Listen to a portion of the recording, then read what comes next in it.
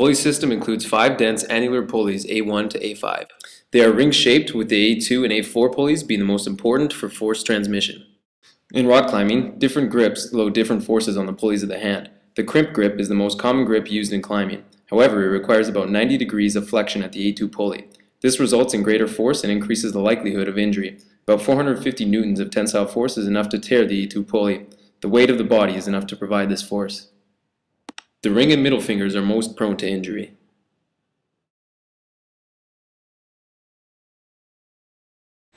Okay, now that we're in a quieter spot, tell me what exactly happened. I guess I was just climbing and I went for a tighter hold and my second finger just gave away, I think. Okay, so where does it hurt?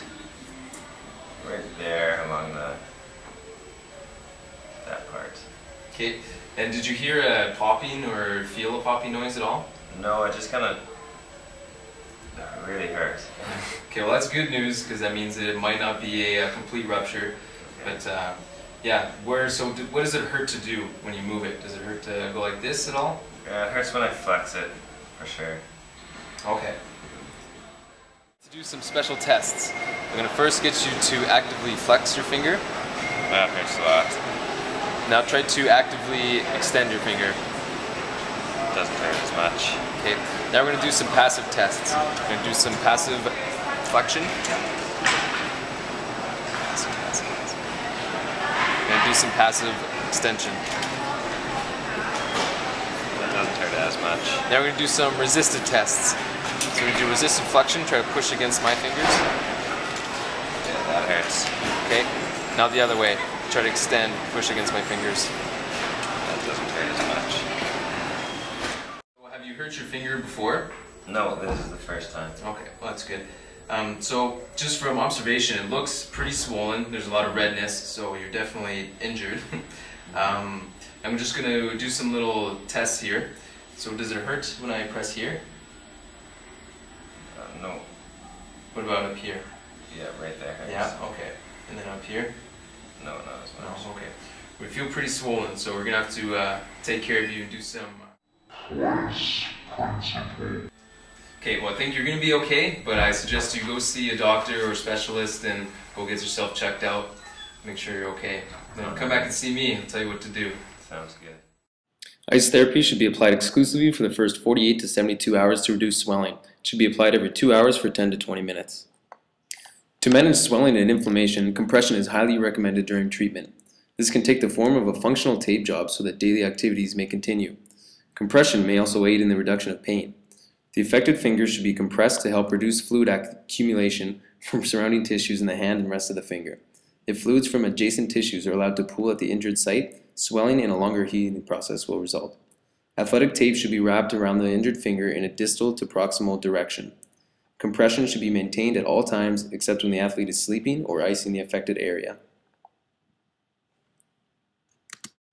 Be sure to check distal circulation and sensation once taping is completed.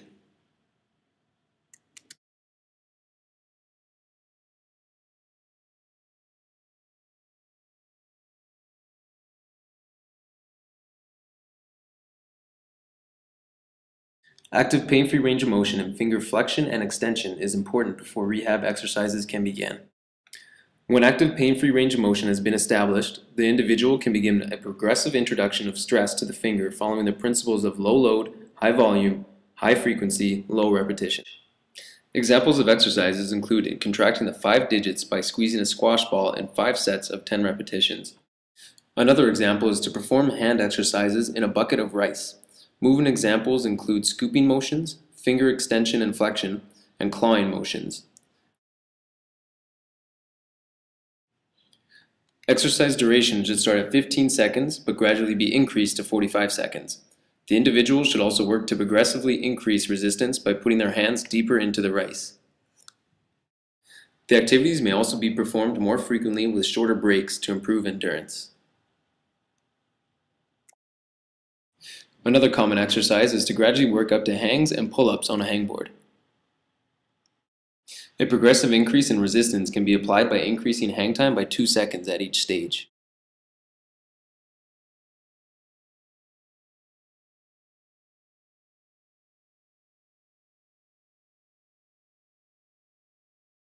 Perform light, climbing-specific exercises such as bouldering.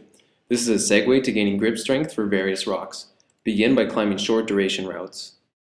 Progress towards harder, smaller handholds on a longer duration climbing route. Routes should last 10 to 20 minutes, completed at a greater frequency in a 60-minute workout session. Weight bearing or hypergravity training is an advanced method that expert climbers use to strengthen their grip and forearm muscles. To make a full recovery, it is recommended to train with appropriate and progressive strategies in order to return to climbing.